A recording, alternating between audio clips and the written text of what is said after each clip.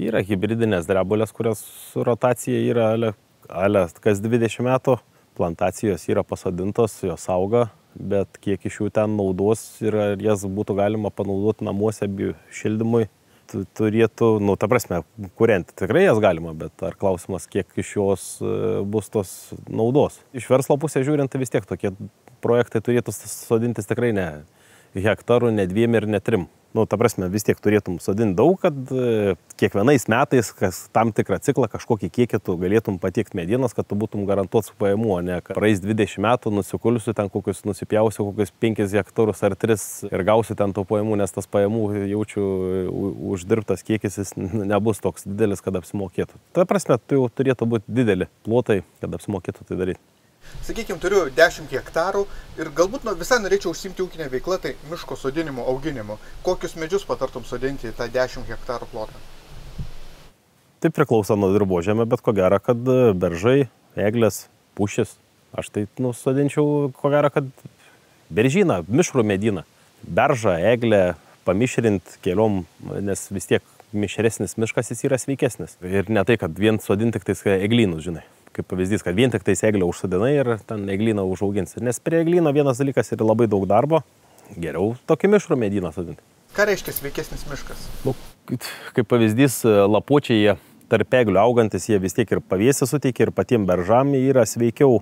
Tarp eglių eglės tankiai augdamos pačius beržų šakas, tas apatinės nuvalo ir jie išstypsta į viršų, tokie gražesni.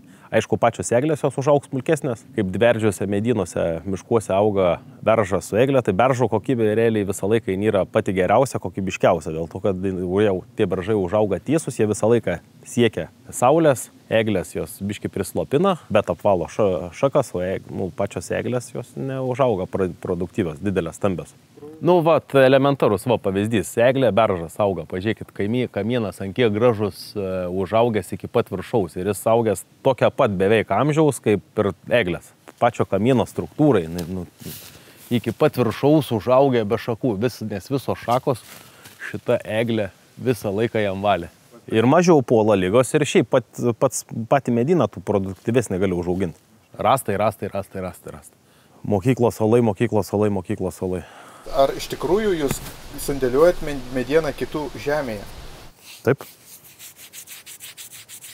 Ta prasme, taip, tik tais dažnu atveju su savininkais visai suderinam. Tik tais būna tokių situacijų, kad suderini su vienu, bet pasirodo ten tas visiškai net ne prie ko. Jis ten kažkoks tai kaip giminė, nuomotojas, nuomininkas, o pats žemės savininkas, jisai nieko apie tai net nežino, ką mes esam susitarimą kažkokį susitarę. Dabar elementarus irgi pavyzdys yra Ukmergės rajone. Traukia mišką, vienintelis išvažiavimo kelias yra tenais, tai per tokių žmonių mišką važiuoti. Ten visi važiuoja ir mes važiavom ir lyg tai susitarėm, ten bitininkas toks yra, su tuo bitininku susitarėm, o jis pasirodo pusbrolis, o ta savininkė nežino, ką mes su pusbroliu susišnekėjom ir kad viską susitarėm, kad sutvarkysim, atlyginsim ten žalą, atstatysim į pradinę buvusią padėtį tas, kas buvo, bet jinai apie tą nieką nežino, nes pusbrolis su vietai nepašnekėjo. Bet tai kaip jis susitarę buvom. Ta prasme, kitą kartą kalbi su vienu, bet pasirodo dar reikia paklausti jo, ar jis dar neturi kokį 30 žmonių, su kuriais dar reikia pašnekėti. Bent jau su vienu būni susitaręs.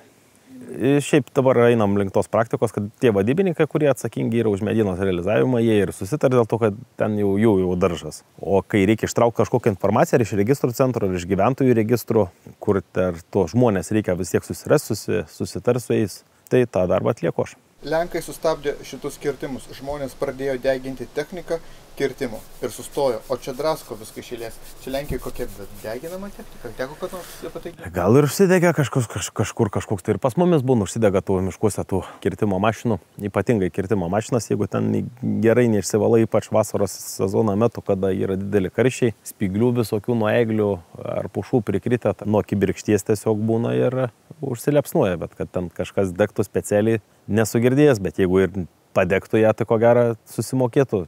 Internetiniai komentatoriai, jie stiprus.